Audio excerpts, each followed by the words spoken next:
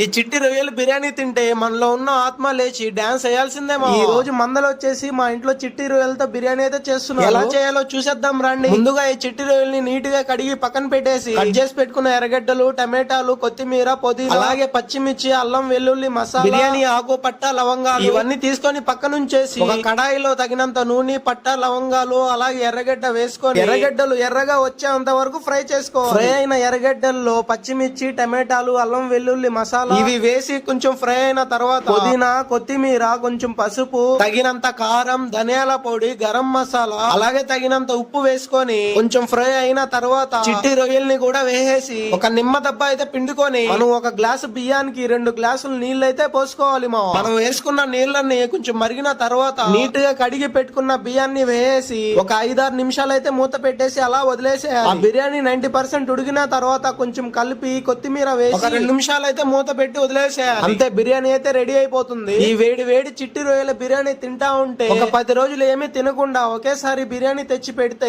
ఎలా ఉంటది మావా? మనలో ఉన్న ఆత్మ లేసి డాన్స్ చేస్తుందా లేదా? మా మావయ్య కూడా తిని సూపర్ గా ఉందిరా అంటున్నాడు.